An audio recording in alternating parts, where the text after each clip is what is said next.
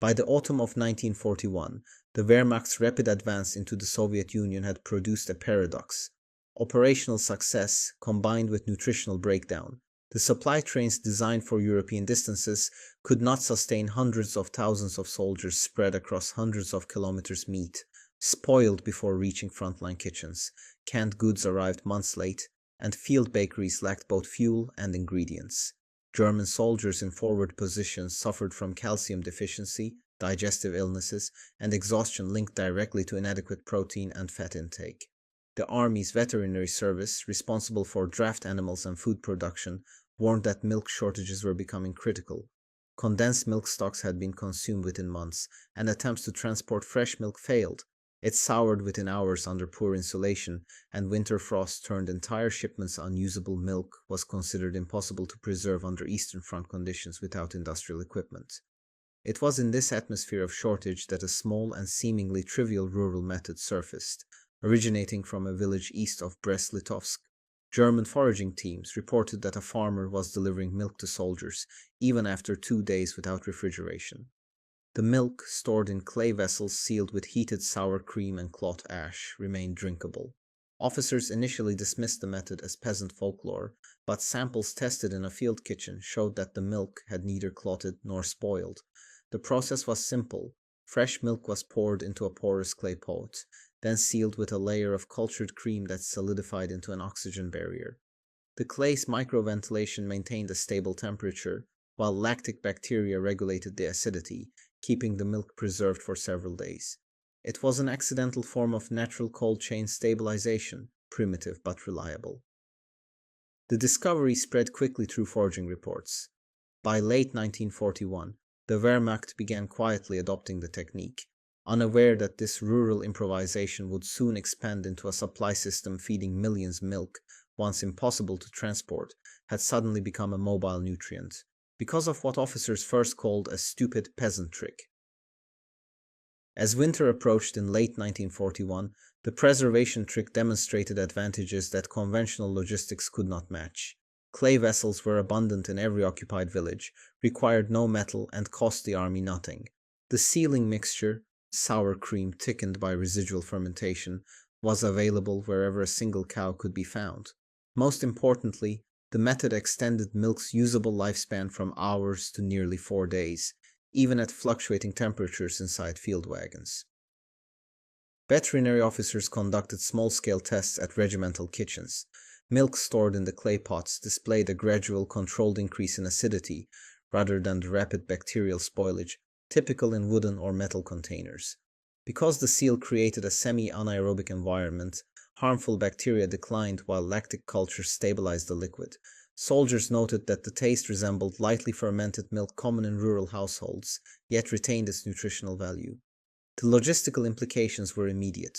Fresh milk, previously impossible to deliver to the front without industrial refrigeration, could now travel in slow-moving supply wagons alongside bread, potatoes, and firewood.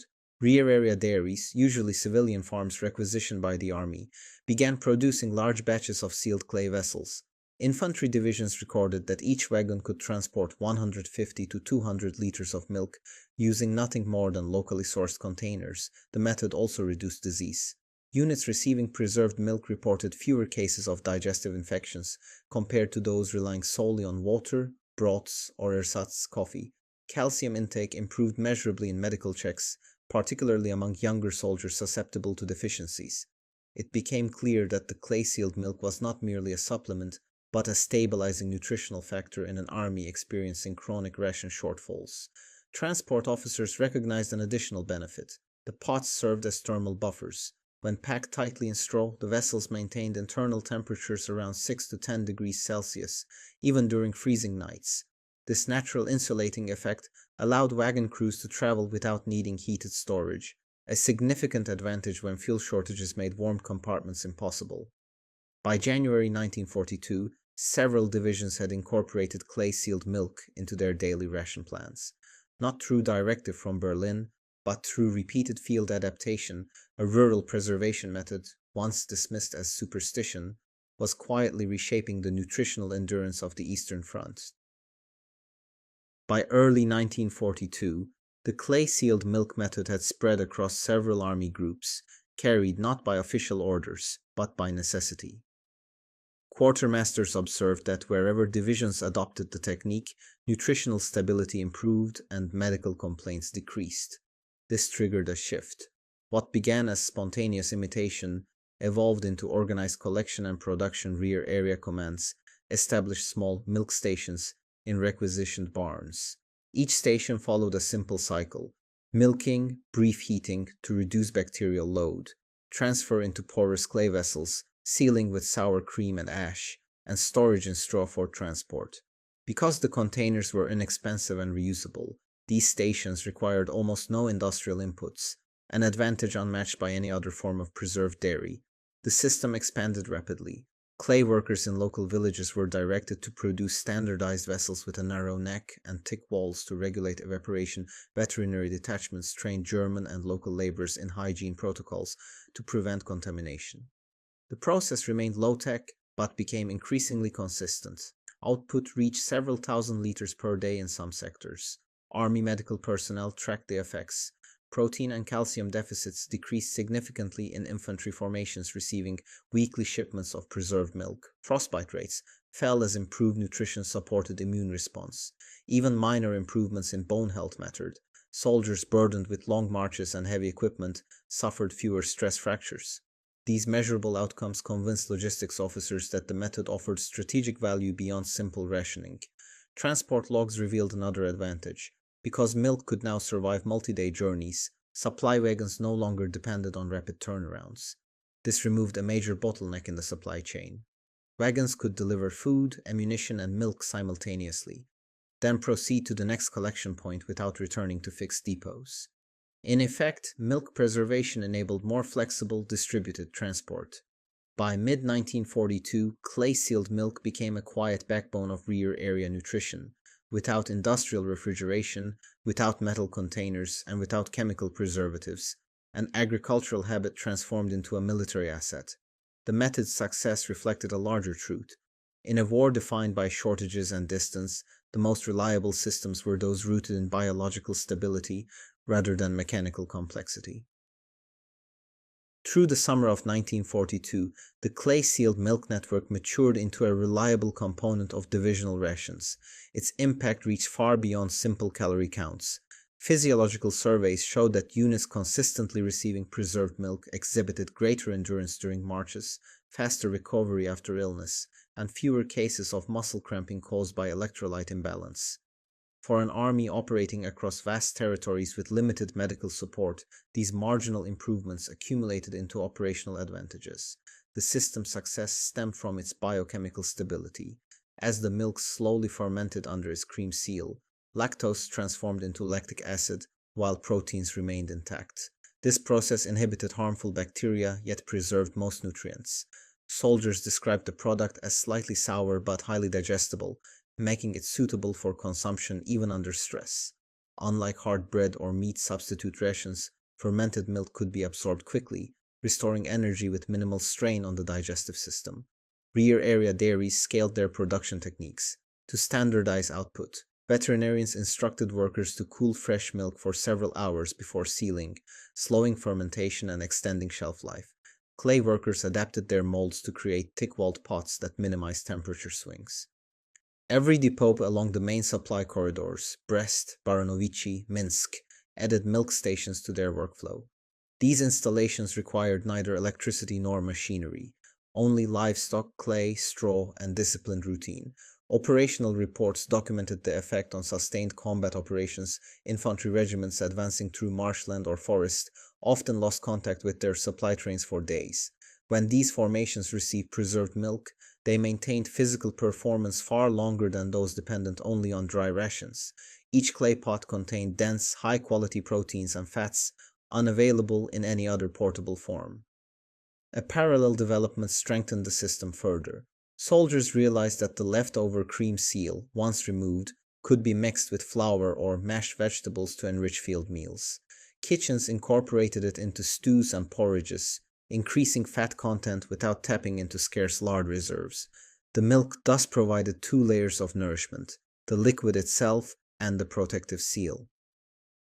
By late 1942, commanders quietly acknowledged that preserved milk had become one of the few dependable sources of animal-based nutrition on the Eastern Front. Without industrial cooling, in regions where food spoilage was constant, the clay sealing method preserved not just milk, but fighting strength. By early 1943, the clay-sealed milk system had grown too large to remain an unofficial practice. Rear area administrative staffs integrated it into the broader war economy, recognizing that milk, once impossible to transport, had become a stable, renewable nutrient. Occupation authorities issued directives instructing villages to produce standardized clay vessels and deliver a portion of their milk output directly to military stations. This system required minimal oversight. Local farmers continued their routines while the army collected sealed pots at regular intervals. To maintain quality, veterinary officers created simple inspection protocols. Milk was to be strained, briefly warmed, and sealed within 2 hours of milking. Clay pots were checked for uniform porosity and wall thickness to ensure controlled microevaporation. These measures reduced spoilage rates to below 5%, far superior to any previous method used without refrigeration. Production spread westward as well. With Allied bombing disrupting Germany's internal transport lines, military depots in East Prussia and Silesia began adopting the clay sealing technique independently. It allowed them to stockpile fresh milk for days, even when power plants, rail hubs, or refrigeration units were damaged. The method's resilience made it ideal for a logistical system increasingly under pressure. Field kitchens adapted quickly. Many began adding lightly soured milk to soups and sauces, creating high-calorie dishes that replace fats and oils no longer available in sufficient quantities. Meanwhile, medical units used preserved milk to support recovery diets for wounded soldiers, citing faster healing rates and improved caloric absorption compared to dry rations alone. The influence extended to animal logistics. Draft horses received diluted fermented milk as a nutrient supplement, improving hydration and endurance. This secondary application reduced the demand for specialized feed, indirectly strengthening transport capacity across muddy or snowbound terrain. Statistical logs from several divisions revealed a notable pattern. Formations receiving regular supplies of preserved milk experienced lower non-combat attrition than those without access. Fewer soldiers were removed from duty due to exhaustion, malnutrition, or digestive conditions. In a war where logistical strain constantly undermined manpower, even small gains in soldier retention produced meaningful operational effects. By mid-1943, milk preservation had become a quiet but essential component of the Wehrmacht's ability to sustain itself deep inside hostile territory. It was not a sophisticated technology, nor a centrally engineered strategy. Yet its combination of simplicity, sustainability, and nutritional impact made it one of the most effective adaptations of the entire campaign, a rural method scaled into a military resource. By late 1943, German logistics officers began quantifying the clay-sealed milk system with the same precision applied to ammunition and fuel. Field laboratories attached to veterinary units analyzed acidity curves, protein retention, and bacterial profiles of preserved milk from different regions. The results confirmed what soldiers already experienced.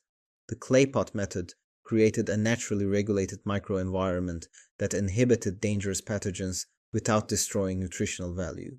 The clay walls played a crucial role. Their microscopic pores allowed slow evaporation, cooling the milk by several degrees and stabilizing the fermentation rate. As temperature fluctuations smoothed out, lactic bacteria dominated the microbial ecosystem, preventing spoilage organisms from multiplying. Meanwhile, the cream cap, hardened into a wax-like seal, blocked oxygen, reducing the risk of aerobic contamination. The system required no metal, no chemicals, and no fuel. It was biology turned into logistics. Analysts compiled tables showing that milk preserved in clay maintained over 85% of its proteins after 3 days, far outperforming untreated milk in metal canisters, which spoiled within hours. Calcium and fat content remained stable. These numbers explained the measurable improvements in soldier endurance. The Army's Supply Administration began using these findings to shape ration planning. With preserved milk available, units could reduce reliance on scarce butter and canned meat. In some sectors, milk accounted for up to 20% of total animal protein intake. The shift allowed commanders to reallocate canned rations to mobile and mechanized elements, while infantry formations relied on clay-based supply cycles, created in the occupied countryside, dairies adapted production to meet military standards. Workers filtered milk through cloth to remove impurities, pre-cooled jars in cellars, and sealed pots with carefully measured cream thickness. Even small variations, too little cream or too porous a pot, were documented and corrected. The informal trick had become a fine-tuned craft. The system offered additional benefits. Because clay pots absorbed impact better than metal containers, breakage during transport was low. Horses could pull wagons loaded with sealed milk through forests, marshes, and snow without constant shaking destroying the cargo. The milk traveled farther and survived harsher conditions than any mechanically cooled supply chain the Germans possessed in the East. By the end of 1943, the clay-sealed milk system was no longer just a rural curiosity. It had been analyzed, standardized, and integrated into strategic planning, proving that on the vast front where industrial systems failed, biological stability offered the resilience the Army's machines could not. By early 1944, the Wehrmacht's operational endurance depended increasingly on decentralized resilient supply systems, none more effective than the clay-sealed milk network. While gasoline shortages crippled armored mobility and ammunition rationing slowed offensive operations, the milk system continued functioning because it required neither fuel, machinery, nor long-distance transport. It turned every village cow into a microfactory of essential nutrients and every clay pot into a mobile storage unit. The system's strategic influence became visible in frontline stability divisions, receiving regular shipments of preserved milk, showed lower rates of collapse during long marches and defensive withdrawals. Their soldiers maintained higher energy levels during extended trench duty, where exposure and malnutrition often weakened entire companies. The fermented milk provided a steady supply of fats, proteins, and electrolytes, elements missing from hard bread, and ersatz coffee rations. Communication units benefited as well. Radio operators, often isolated in field positions, relied heavily on preserved milk for rapid, easily digested calories. Reports noted fewer cases of faintness or fatigue among operators during prolonged transmissions, especially in winter. Small advantages in vigilance translated into more reliable command links during Soviet offensives. The system strengthened draft animal logistics too. Horses fed diluted fermented milk, experienced improved muscle tone and hydration in freezing temperatures. This reduced losses in horse-dependent transport regiments, which remained the majority of the German logistical backbone. Where tanks stalled or froze, horse teams kept supply columns moving, powered indirectly by milk sealed in clay. The clay sealing method also increased autonomy at the battalion level. Units no longer waited on fragile rail convoys for perishable goods. Foraging teams could produce preserved milk within hours using only local resources. This allowed formations deep in wooded or marshy sectors to sustain themselves without drawing on overstretched central depots. In several documented cases, infantry regiments isolated by Soviet breakthroughs maintained functional rations for up to a week because they had stockpiles of sealed milk stored in dugouts. Without it, those units would have faced the rapid nutritional decline typical of encircled forces. Instead, they preserved combat capability long enough to attempt breakout operations. By mid-1944, German analysts quietly recognized the paradox. An army crippled by industrial shortages remained operational partly because of a preservation method unchanged for centuries. The clay pot, simple, unmechanized, and almost costless, had become a strategic multiplier. It allowed the Wehrmacht to maintain physical resilience even as its mechanized infrastructure disintegrated, proving that in total war, survival often depends not on advanced technology but on robust, locally reproducible systems. By mid-1944, the clay-sealed milk network began to fracture under pressures no biological system could withstand. As the Red Army's summer offensives rolled across Belarus and Ukraine, German units lost access to the very villages that supplied livestock, clay pots, and the labor needed to maintain the preservation cycle.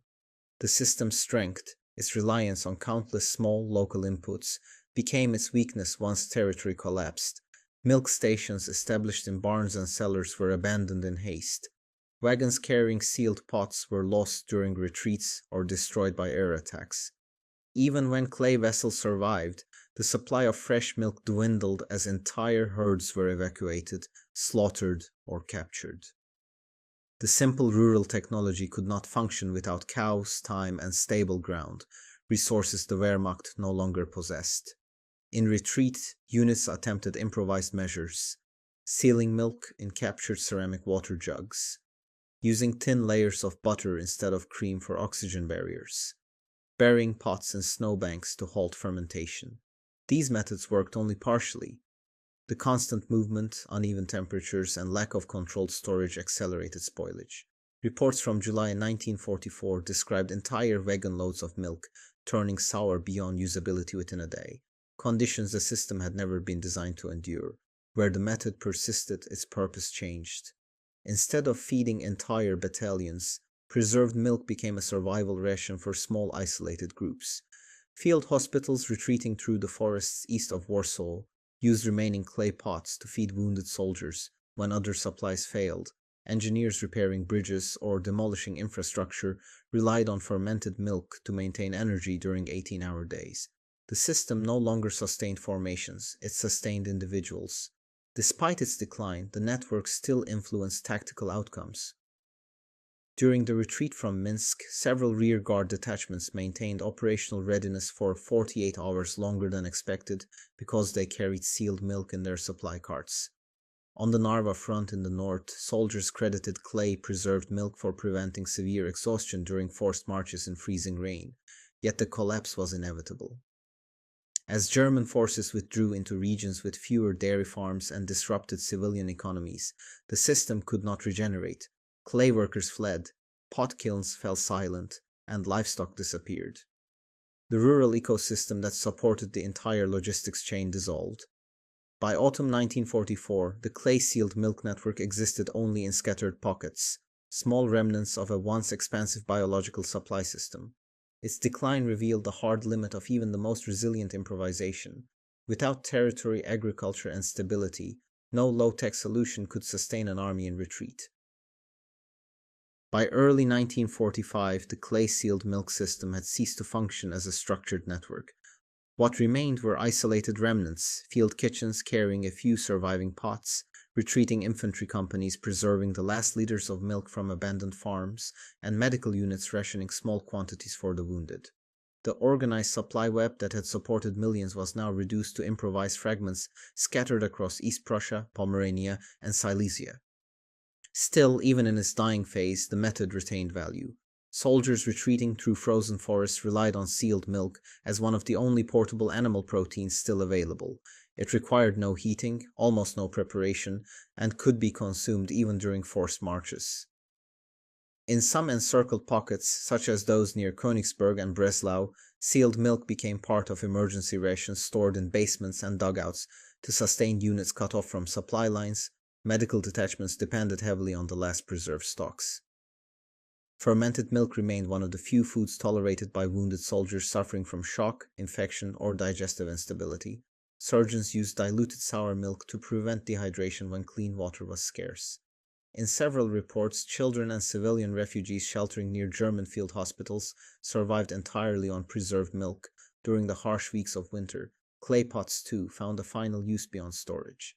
Their thick walls provided insulation that allowed the contents to thaw slowly, offering a mild, drinkable liquid even after nights of sub-zero exposure. Metal containers froze solid, clay containers did not. Small advantages like this kept exhausted soldiers functioning during chaotic withdrawals.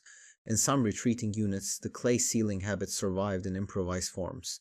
Soldiers sealed milk in ceramic cookware, covered it with layers of melted animal fat, or buried it in snow to mimic the cooling effect of clay.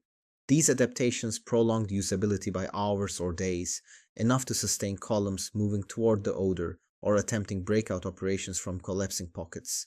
Operational diaries from January to March 1945 contain subtle but telling notes. Still had 2 pots of milk, kept the men moving. Only food for 3 days was sealed milk taken from village, saved for the wounded. The system no longer shaped strategy or sustained divisions. It simply helped men survive.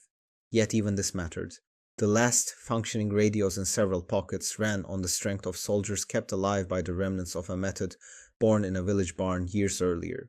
By the time the Wehrmacht collapsed, the clay-sealed milk technique had become a symbol of the final transformation of German logistics, from industrial ambition to agricultural improvisation, and finally to individual survival against impossible odds. When the war ended in May 1945, the clay-sealed milk system disappeared almost instantly.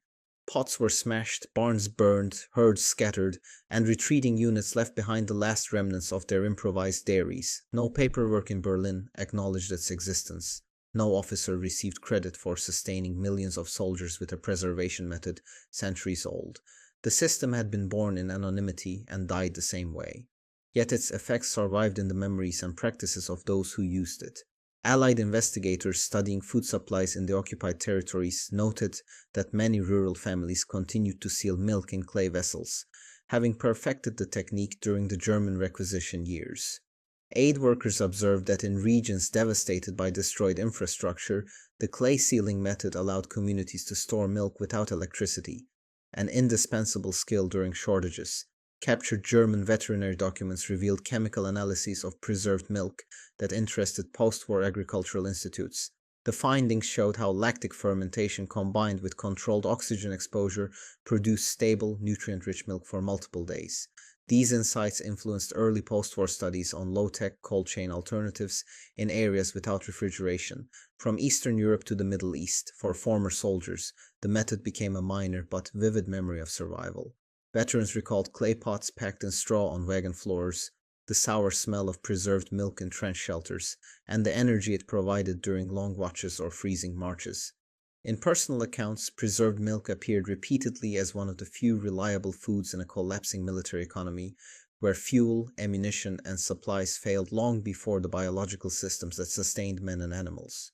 Historically, its significance lay not in its nutritional novelty, but in what it represented: the ability of an industrial army to remain functional long after its industrial backbone had failed.